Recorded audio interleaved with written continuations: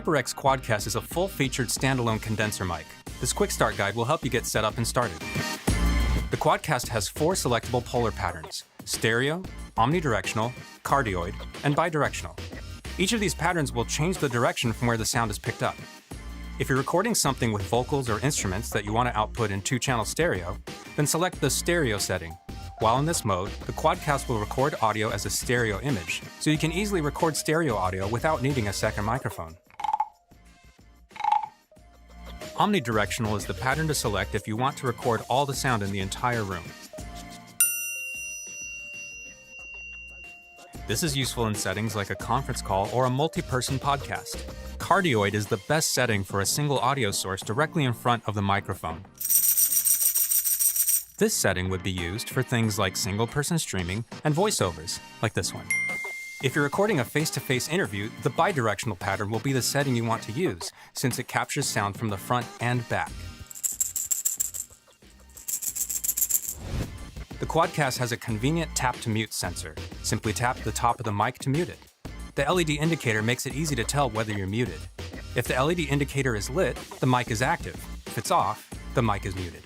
Knowing your mic status will help prevent stream fails and other broadcast accidents. If you're coming in too soft or too loud, you can adjust the mic sensitivity on the Quadcast by adjusting the gain. To adjust the gain on the Quadcast, use the dial located at the bottom of the microphone. You can connect a headset to monitor your microphone output. Just plug a headset into the back of the Quadcast and you can hear what is being captured. The Quadcast comes with a 3/8 and 5/8 inch adapter that fits most mic arms. Remove the screw connecting the mic to the stand. Attach the mount adapter, and the Quadcast and its built-in shock mount can now be attached to the boom arm. Hi, I'm Steggy from Elgato, and this is Elgato Wave. Today, we launched the Elgato Wave 1 and Wave 3 microphone. These are our first foray into audio for content creation. They're USB condenser microphones that are part of the complete audio package, which I'll get into more in a little bit. But first, let's go over the 2 microphones. Now, looking at them, you'll see that they look very similar, and on the inside, they have a lot of similarities as well. Both are condenser-style microphones that connect to your computer via the included USB-C to USB cable, so they're both plug-and-play. Both feature a zero-latency headphone jack on the back. They both feature an internal pop filter to prevent plosive sounds from distorting your audio, and both microphones feature our ClipGuard technology, which essentially prevents your audio from ever peaking, even when you get heated and your volume gets really loud. They're both either usable on their own with the included desk stand, or you can connect them to a microphone arm. They're also compatible with all of our launch accessories: our anti-vibration shock mount, our external pop filter, and our desktop stand extension rods.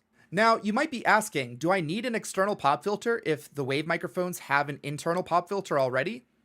Well, while the internal pop filter does allow our Wave microphones to prevent plosives better than most other microphones on the market, the external pop filter improves this performance even further.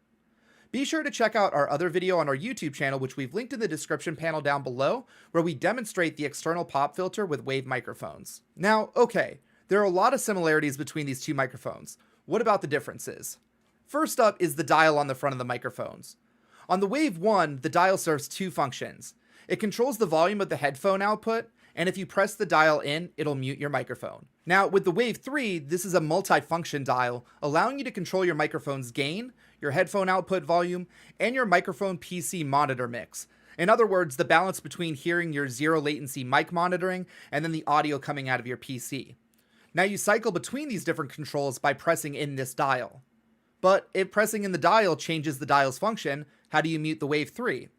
Well, another difference is that the Wave 3 is equipped with a capacitive mute button found at the top of the microphone.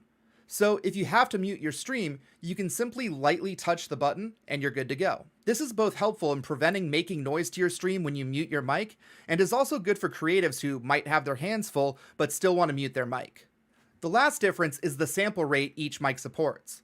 The Wave 1 supports up to 48 kHz audio, while Wave 3 can go all the way up to 96 kHz.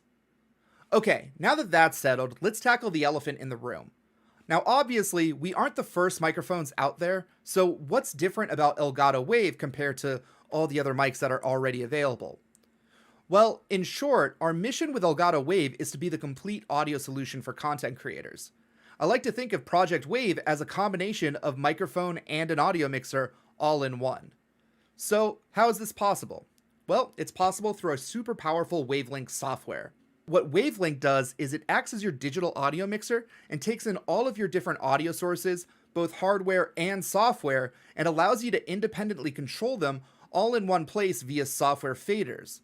And you can create two different independent sound mixes from these audio sources, one for your stream and one for what you're listening to.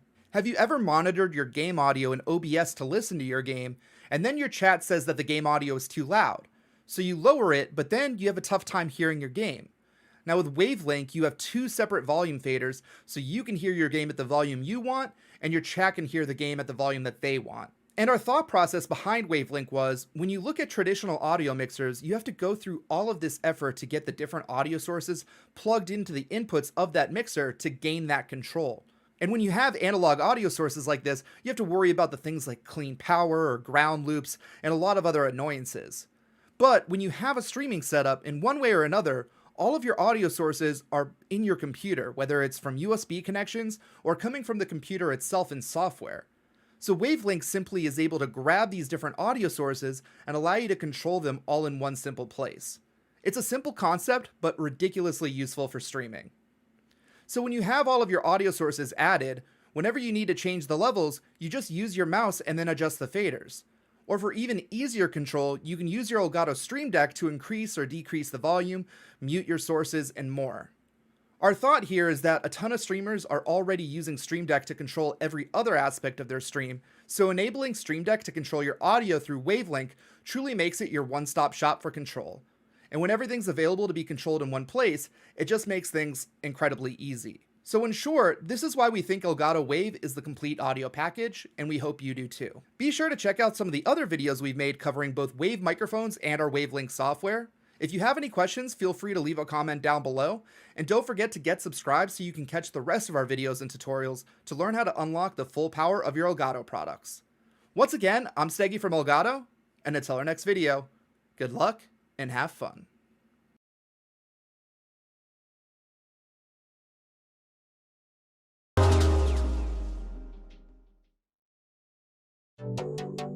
Here at Rode, we've been making high-quality studio microphones for decades. And with the release of the NT-USB in 2014, we were able to bring Rode's world-renowned condenser microphone quality to a USB platform, proving that incredible audio quality doesn't need to be complicated or expensive.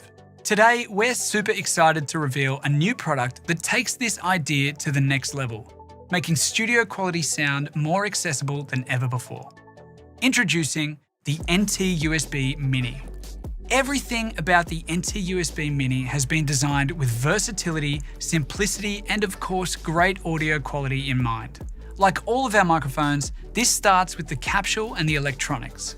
The high-quality condenser capsule in the NT-USB Mini has been tailored specifically to provide warmth and presence in your audio, meaning that it sounds amazing for capturing dialogue, but it also sounds great for music applications such as guitar, piano, or vocals. Basically anything that you can throw at it. It uses a directional cardioid polar pattern that's been optimized to pick up less of your room noise and more of what's directly in front of the microphone. The NT-USB Mini also features studio quality 24-bit 48 kHz analog to digital conversion, providing extremely low distortion and very high dynamic range to your recordings. The NT-USB Mini has also been designed to be highly immune to RF interference, so you wouldn't be troubled by any interference